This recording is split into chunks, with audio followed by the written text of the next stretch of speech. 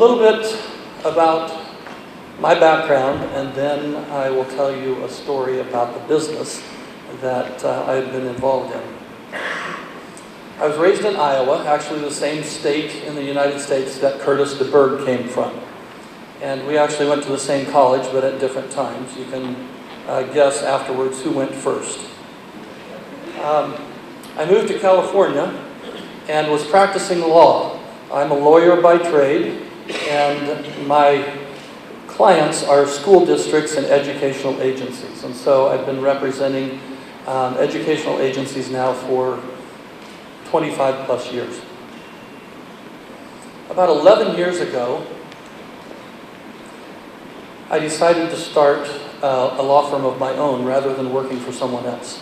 And so starting a business. So I guess I'll ask the question, why do people start businesses? I can think of two, well, there's a lot of reasons, but two main reasons that come to mind. One is because you think you can do something better than the way it's being done now. So start a business and do it. Prove it. Another one would be that you have a product or service that no one is doing now, and so the market's open, so you would start a business to do that. Other people start businesses to make money for a lot of different reasons, but we decided to start a business because we thought we could do education law better than it was being done. So that falls into that first reason. If you're going to start a business, be prepared for some hard times. We've had some professors up here talking. We've had founders of schools. I'm going to talk to you about what it's really like to start a business. Be prepared to go all in. Do you all play poker? Anybody know what the phrase "go all in" means? Growing up on a farm in Iowa, another word for it is "bet the farm." You got to put everything out there. An example for us. We started the business in June of 2006 with no clients and an idea of how to serve clients better and become a model of what I will call excellence and innovation. To do education law differently, redefining education law. But you have to have clients to pay the bills and to be able to pay your employees. And so we were capitalized, we thought. 6 months in, we had not received a paycheck yet, but yet our employees were. 9 months in, still had not received a paycheck. And we were on the verge of not meeting payroll. Actually, we were 2 days from not meeting payroll. And I hope you all understand what that means. You're staring this cliff in the face where your great idea is just about to go under. And you've taken your family on this ride with you, and it's gut-wrenching. During that time period, I lost 20 pounds, and I worked my tail off. Thankfully, 2 days before payroll was due, a check came in that allowed us to meet payroll, and we've never been that close since. Actually, things took off after that.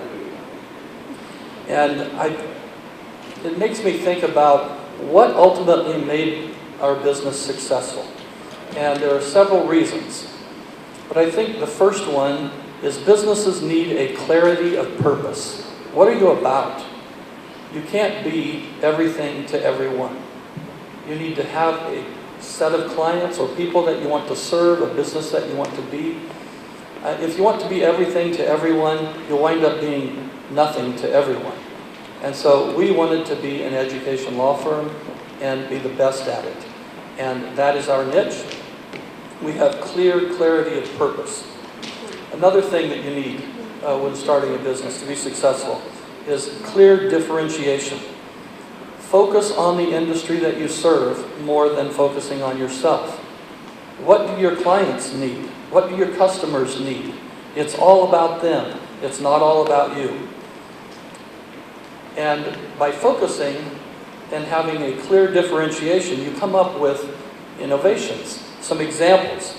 In the consumer products world, clear differentiation and focusing on the industry and customers brought about seat belts in cars. I actually remember cars without seat belts. It brought about baby food and adult diapers, of all things. But those were things that consumers needed. In the service industry, it brought about online medical records. How many of you all bank online, do your banking online? A lot of people bank online now.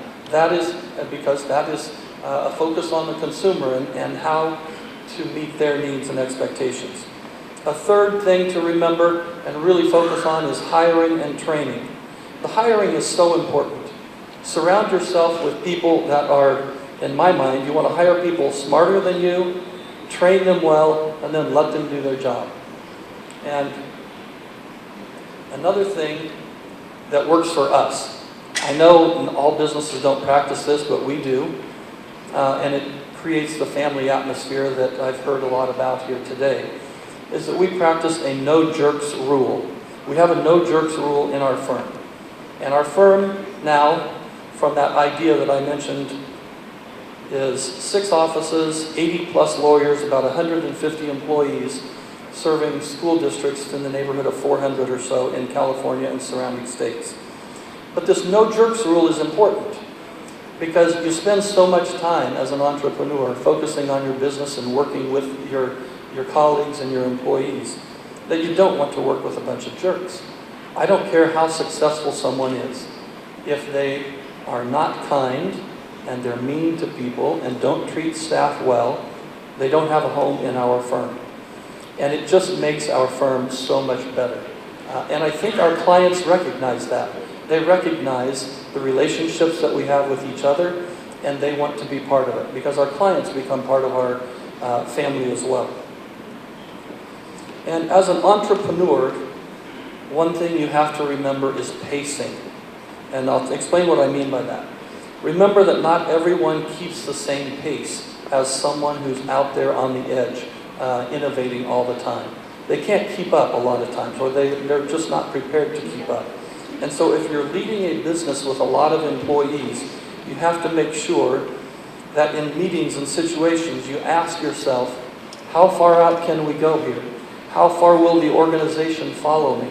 Because it doesn't matter how great of a leader you are, if nobody's following, you're not a very good leader. And so don't outpace your company or your employees or your colleagues when you're innovating.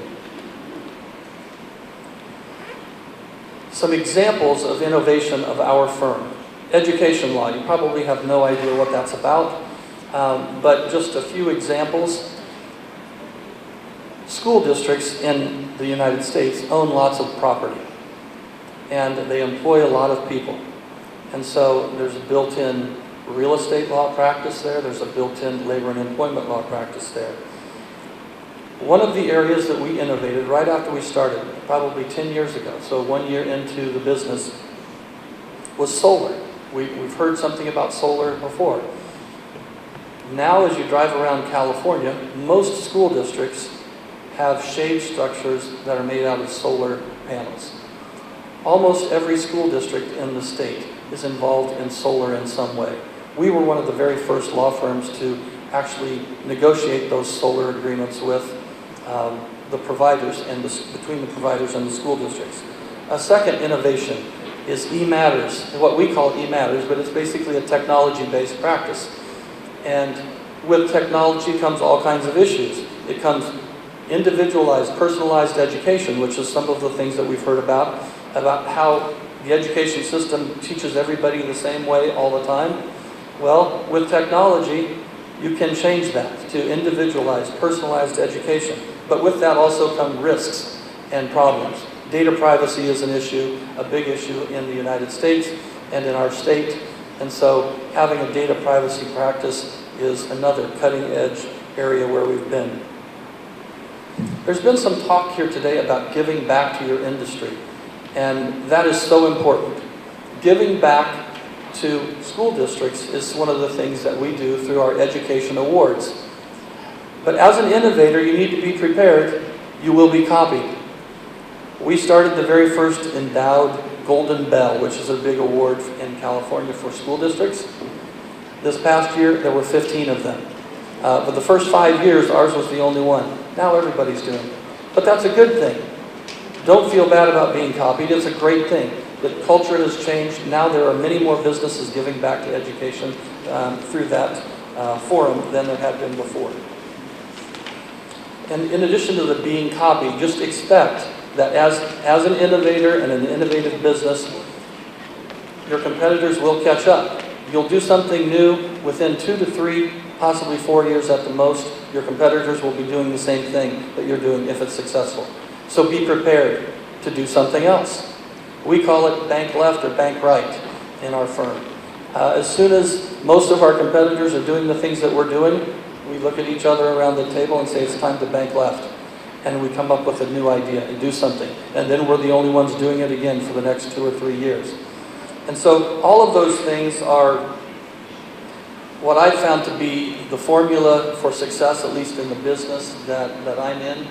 And I don't profess to have all the answers for every business, but I think some of those are universal.